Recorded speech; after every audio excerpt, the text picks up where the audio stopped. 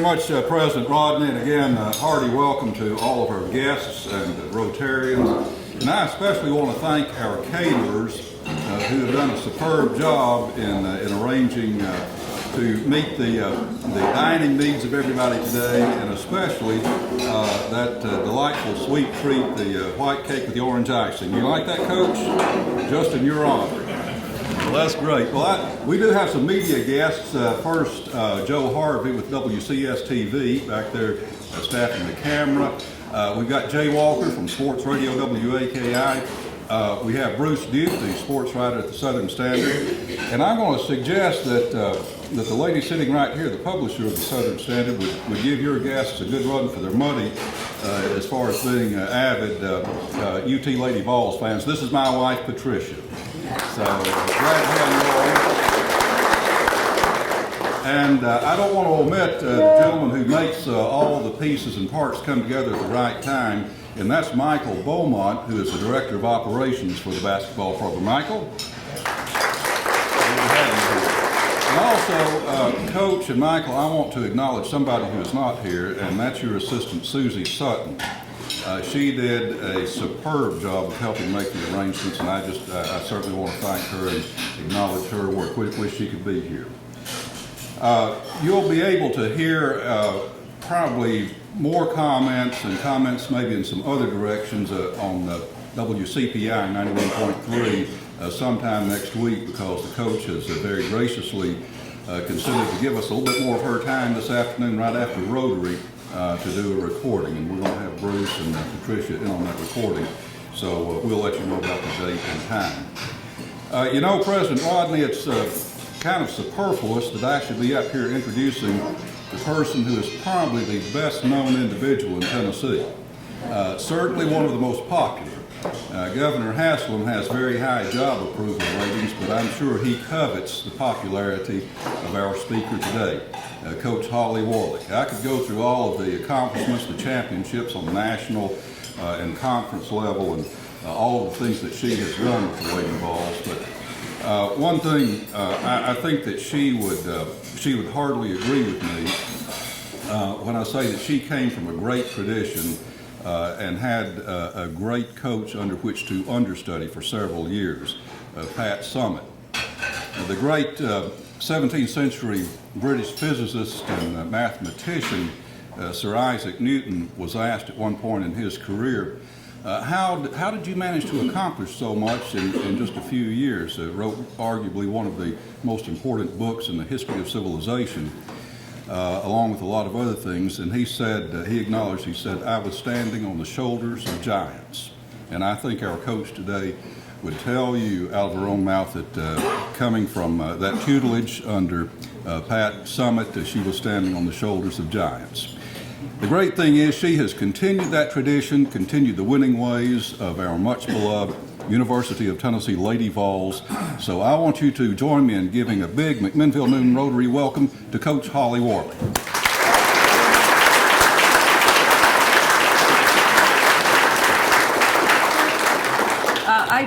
I appreciate being here. I know I'm in great company, but the food was awesome.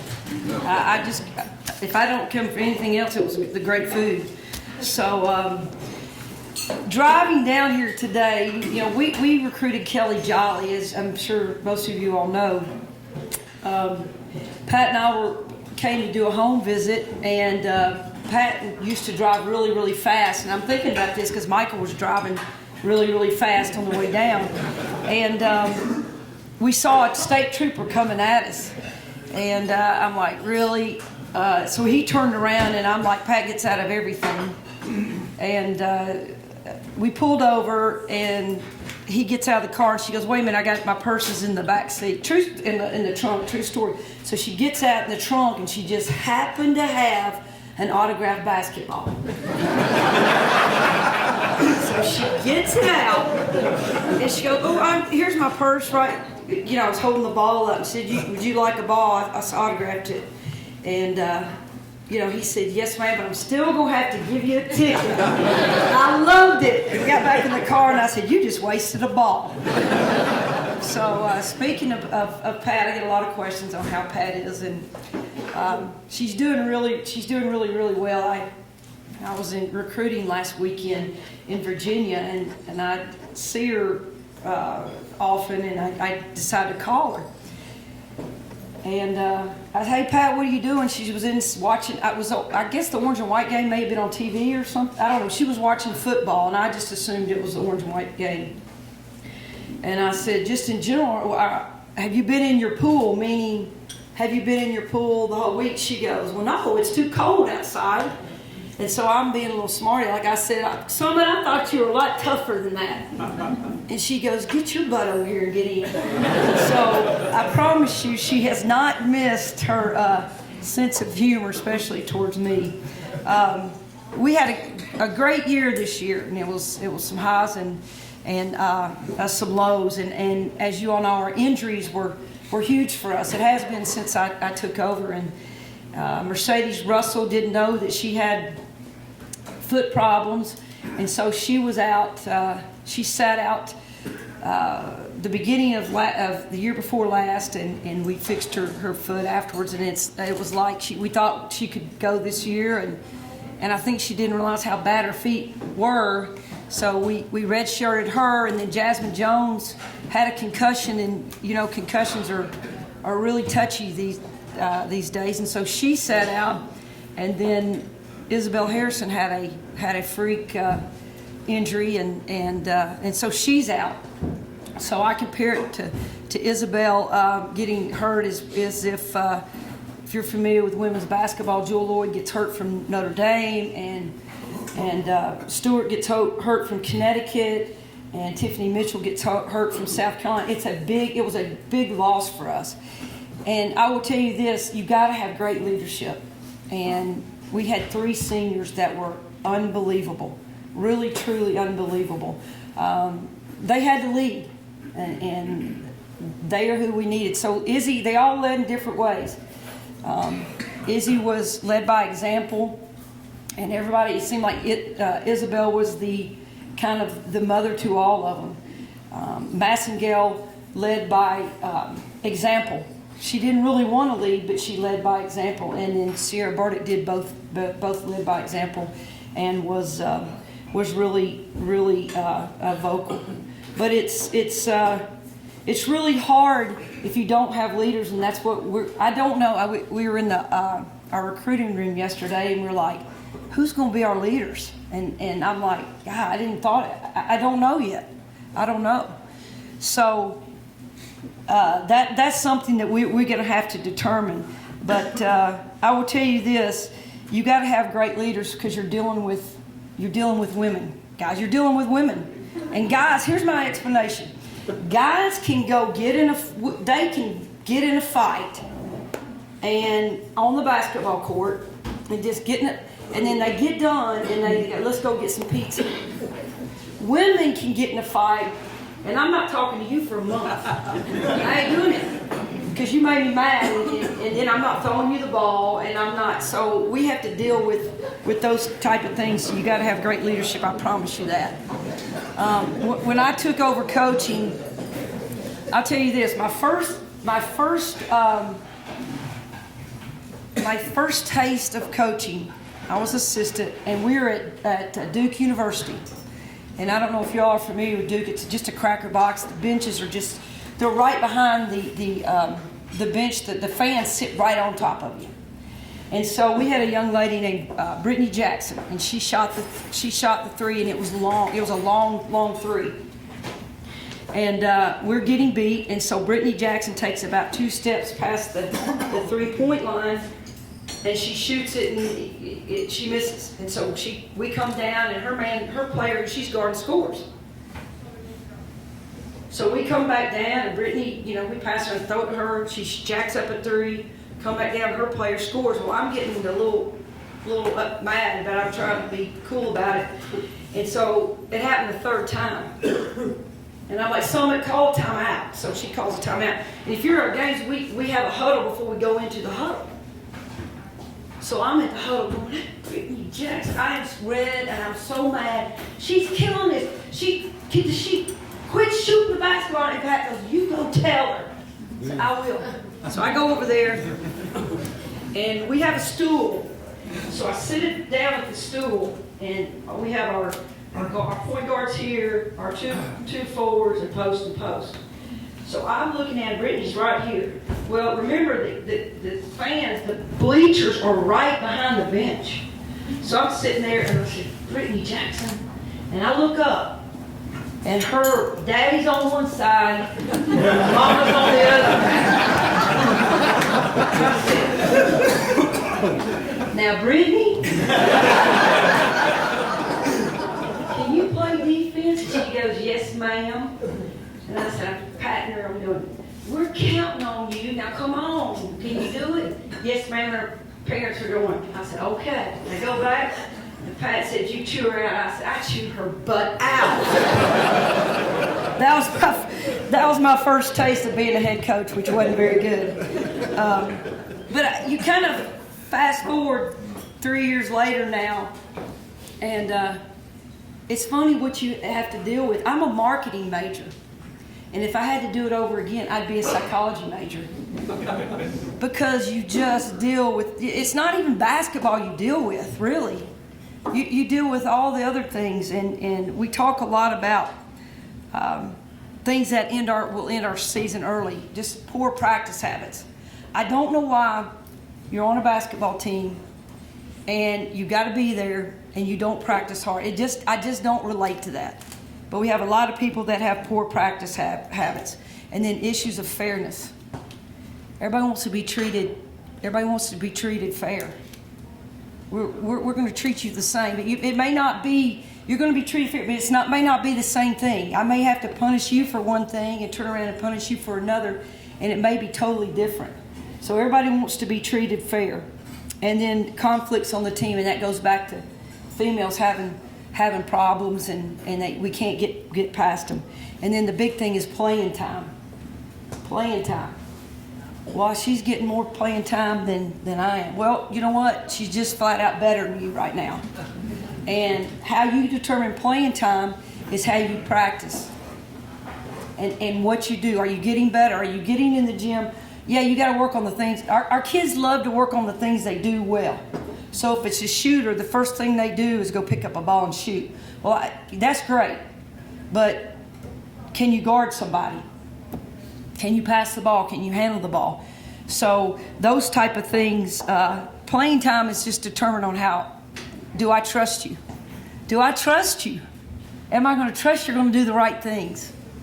Am I going to trust you're going to make the right play?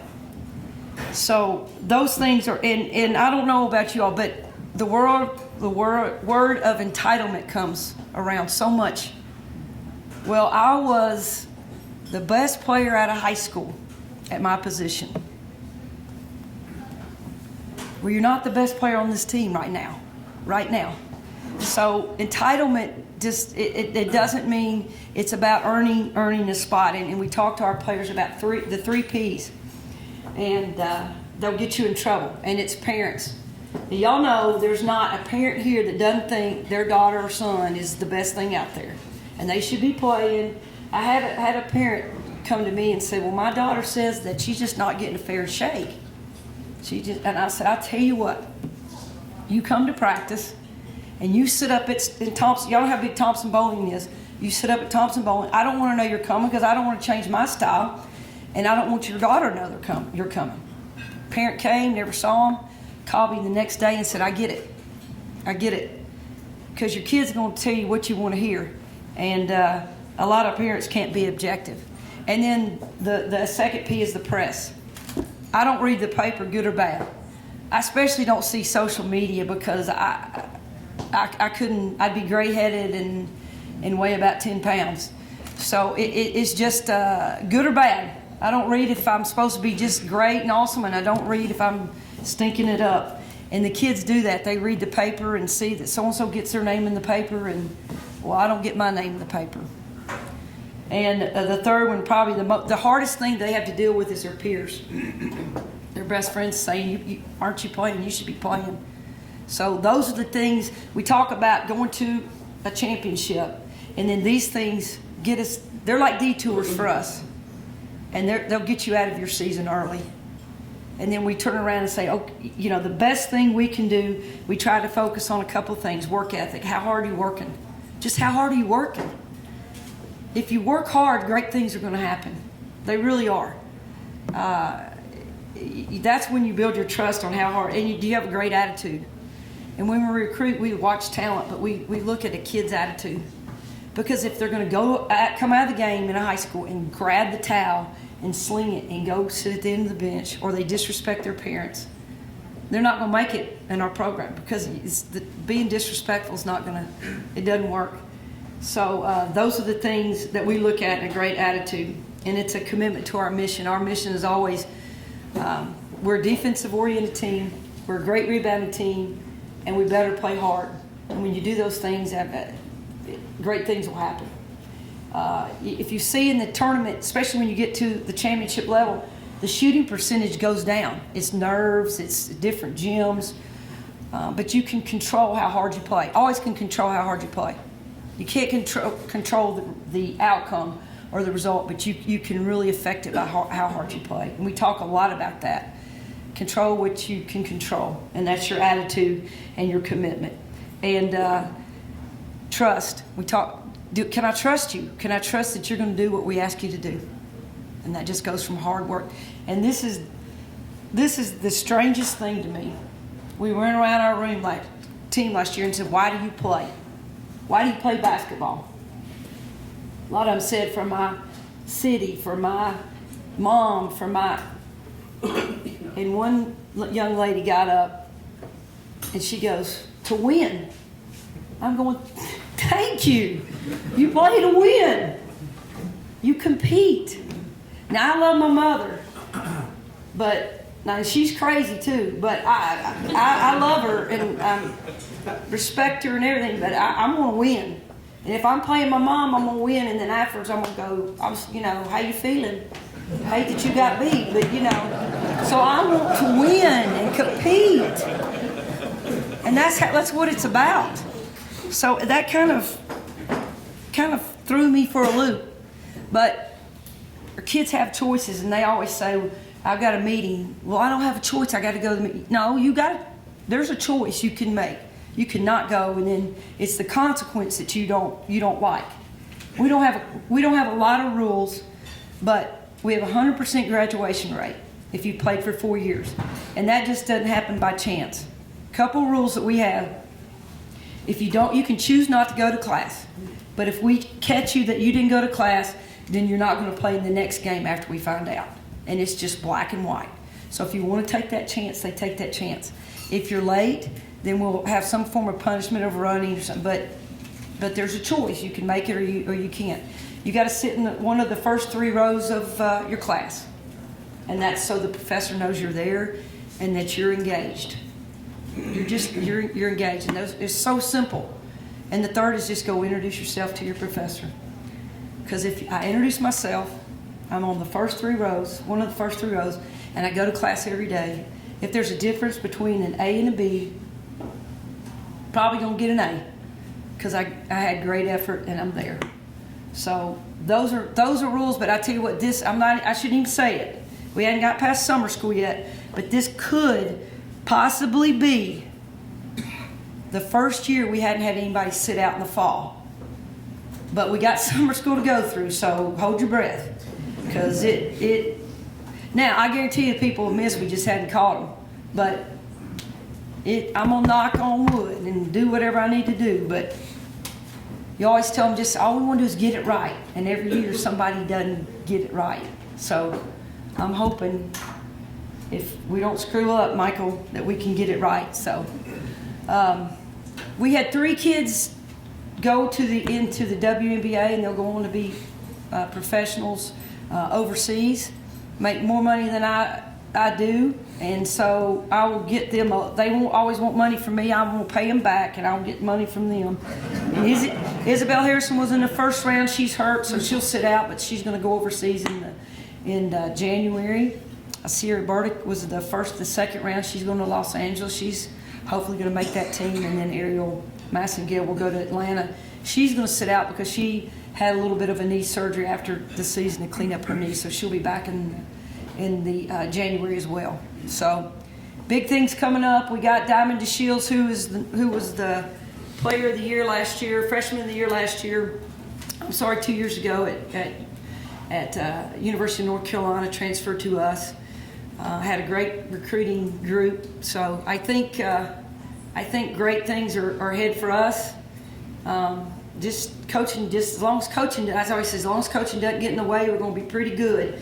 And then when we start getting good, I have to start acting like I'm doing something, and I put something in, and then we get beat. So I have to sit down and just let them go at it.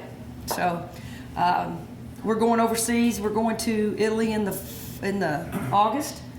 So we'll have time to bond and get close, and that's going to be our biggest thing is team cohesiveness. Isn't that crazy? We got some of the best talent in the country, and can we get along? Are we going to act like those women I talked about? Are we going to act like basketball players? I hope we act like basketball players, because if not, it's going to be a long season. So I'll just be glad if that happens. I'm not playing. So with that, does anybody have any questions? Yes, sir. Yeah, can you tell us about the recruits you got coming in? Can you talk much about the new recruits? Yeah, young lady, Taya Cooper from Georgia was a McDonald's All-American. I don't know, she got MVP of one of the All-American games. A point guard, very quick, shoots the three, is a slasher. She's kind of a player we don't have. She's a can do a lot of things. You know, some point guards, they can either drive or they can shoot the three. She does both. Very athletic, very quick with the ball. So I anticipate she's going to get a lot of minutes. Mimi Jackson out of Blackman High School out of Murfreesboro, won the state championship 2 years in a row. Won the national championship last year, year before last.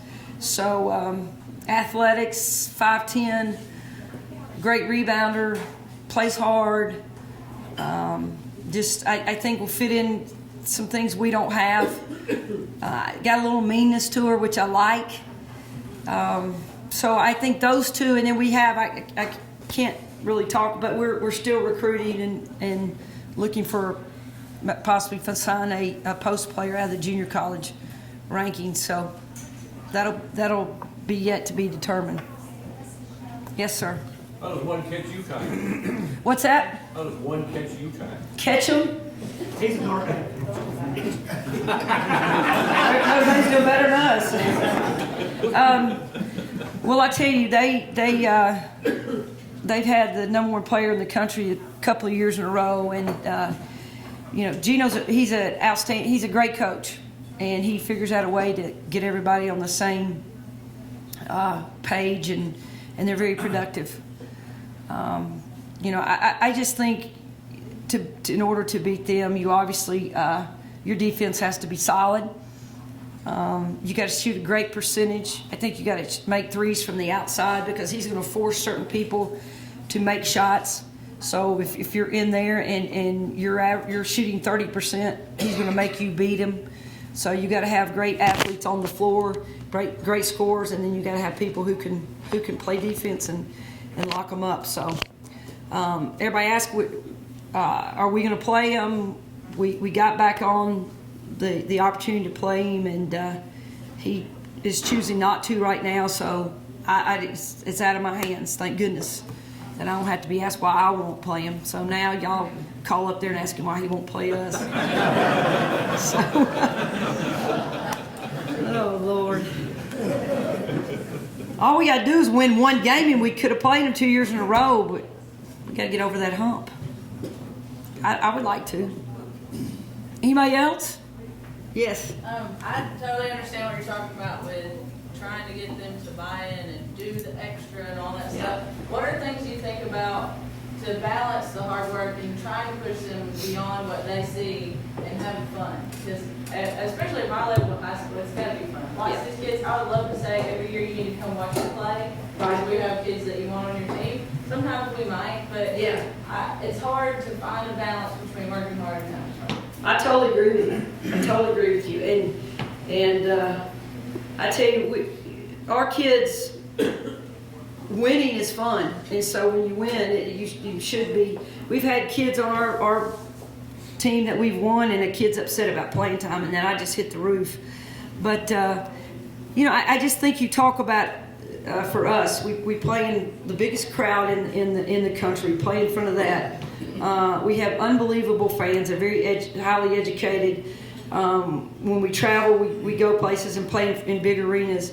And then we look at the result. We put them in the competitive situations, and we try to give them success. And then we do little things. We do a lot of individual workout to try to make their game better. I think if they see results of one, yes, we're winning. Two, yes, I'm personally getting better. And the competition, we do a lot of, in our practices, there's a winner and a loser. There's a winner and a loser, because if we go out and just, you teach, but we do the fundamentals, but then when we get in a group, we compete.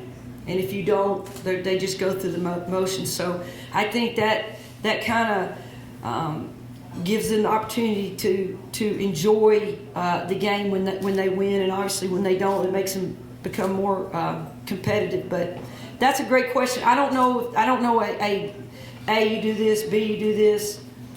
And I think they got to get along with each other. There's got to be some kind of team cohesiveness, and that's going to be my hardest thing. And as I said, that's the hardest thing I've had to deal with since I've been there is managing young women. And see, a lot of us equate tall women as being mature. I don't have a mature kid on my team, because they think that they're just not mature. I can't even put it any other way. I tell you what would make us fun too is we can pay them. The pros, all of a sudden, here's what happens. Our seniors, now they can make money to play. Now all of a sudden, I don't have to tell them to go to rehab. I don't have to tell them to turn something in, or now they're asking me, hey, can you work me out? They're in college, and I say, you want to work out? No, I got to go study, and you missed rehab. Well, now it's serious. It's their livelihood. And if I could instill that into them, and our punishment is running. Our kids, they didn't punish them, because they're already in great shape running. I wish I could say, you're late for a meeting, give me $50. Oh my God, it's like cutting their arm off. You're not allowed in a week to buy a new pair of shoes. Oh God, I'll be early. That's how they think.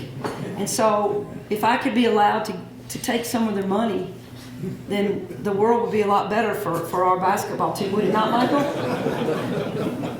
But I just say run, and they just go they're like machines. They get on the line, and they'll act like they're about to die, and then 5 minutes later, they're going to the mall, So I don't know. That's a great question. That is a great question, and it's the one we've dealt with. And when things are going right, it's a lot of fun. But when things are not, it's tough. It's tough. It's so much more than X's and O's. It's amazing.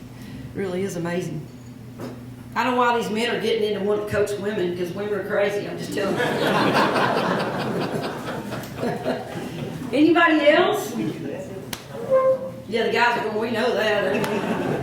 That's nothing new to us. Do you have any comments on the men's program there at UT? Yeah, I think, I think Rick Barnes, we got a big break with him. I've talked to him. He's a basketball guy. The guys love him. I think he's going to do great things. As Texas' loss is really our gain, and I was really concerned with Donnie. I thought spent a lot of time with Donnie. I thought he was an excellent coach. He took an average talent, I thought, and did a great job this past season. But you got to do things right, and I get it.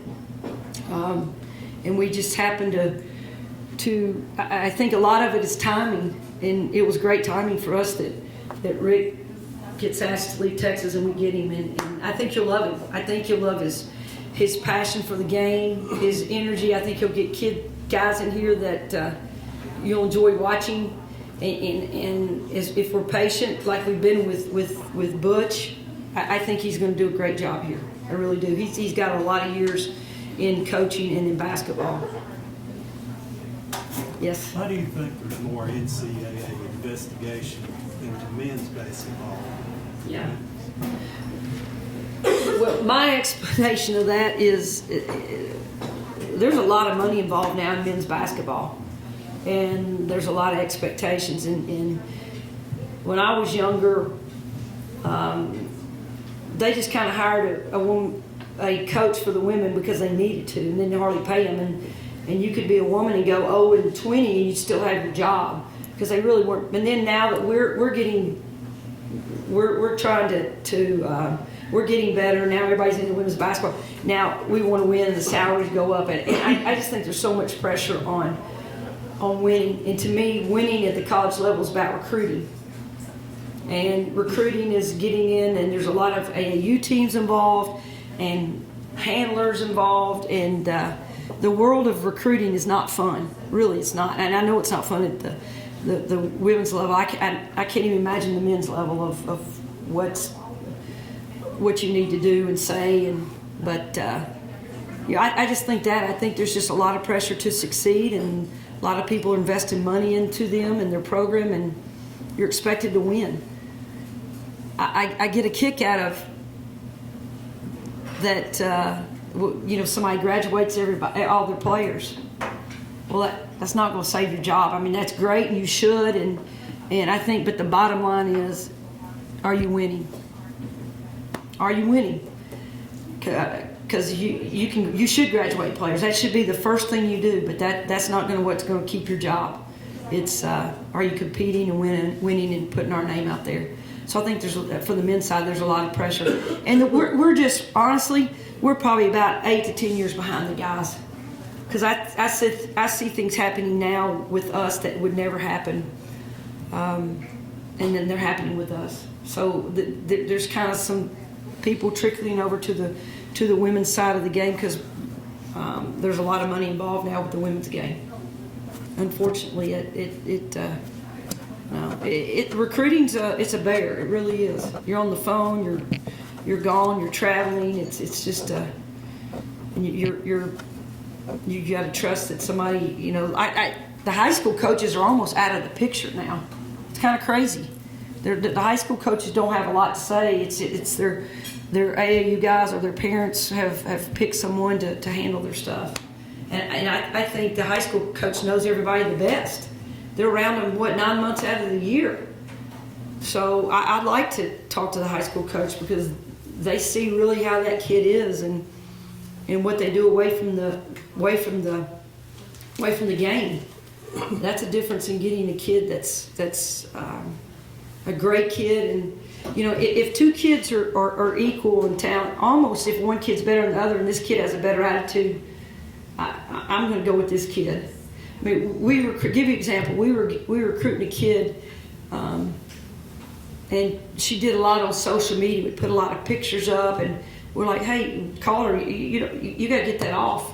Because we were getting calls from our fans. We're recruiting this type of kid, and even I was getting a little annoyed about it, and kept going and pictures. And I called her AU coach, and then I finally said, we're no longer recruiting her.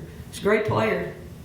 Had a great year this year in the ACC, but I just couldn't do it. I couldn't do it. Just there's a reputation at Tennessee that I'm going to continue to uphold, but we don't get it all right. I promise. We do some pretty crazy things, but I don't want it to be made front page of the paper, and I don't want to take that chance.